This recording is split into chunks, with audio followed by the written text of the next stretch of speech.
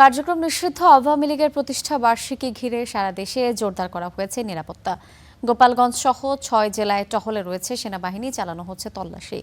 গোপালগঞ্জে 6, নোয়াখালীতে 14 এবং রাঙামাটিতে আওয়ামী লীগের 16 নেতাকর্মীকে আটকের দাবি করেছে পুলিশ। জন আকাঙ্ক্ষা পূরণে ব্যর্থ হওয়ায় আওয়ামী লীগ নিষিদ্ধ হয়েছে বলে মন্তব্য করেছেন সড়কমন্ত্রী। কার্যক্রম নিষিদ্ধ আওয়ামী লীগের প্রতিষ্ঠাবার্ষিকী ঘিরে এমন সতর্কতা। 6 জেলায় টহলে নেমেছে সেনাবাহিনী, পাশাপাশি বিভিন্ন জায়গায় মাঠে নেমেছে বিজিবি, সতর্ক অবস্থানে পুলিশ ও র্যাব।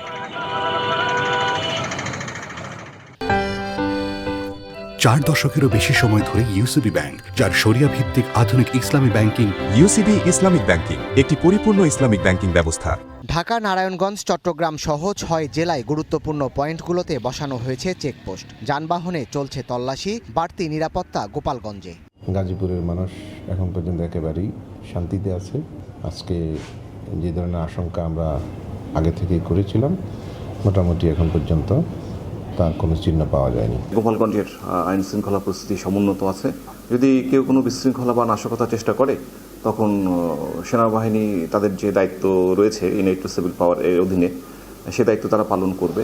বিভিন্ন জায়গায় মোড়ে মোড়ে অবস্থান নেন বিএনপি ও সহযোগী সংগঠনের নেতাকর্মীরাও। হয়েছে বিক্ষোভ মিছিল। আইন শৃঙ্খলা বাহিনী তারা খুব তৎপর, আমি দেখতে পাচ্ছি বিভিন্ন জায়গায়, আমি পয়েন্টে দেখছি তারা অত্যন্ত সজাগ আছে। রাষ্ট্রীয় দায়িত্ব নিয়ে তারা আইন শৃঙ্খলা পরিস্থিতি নিয়ন্ত্রণ করার জন্য তারা দায়িত্ব নিয়েছে, তারা তাদের দায়িত্ব পালন করছে।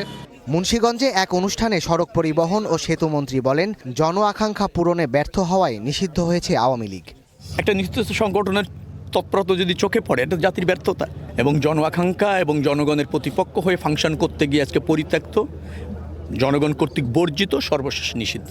এদিকে সোমবার রাতভর পুলিশের অভিযানে রাঙামাটি, গোপালগঞ্জ সহ কয়েক জেলায় আটক হয়েছে 30 জনের বেশি। তারা আওয়ামী লীগের নেতাকর্মী বলে দাবি পুলিশের। Desk report, star news.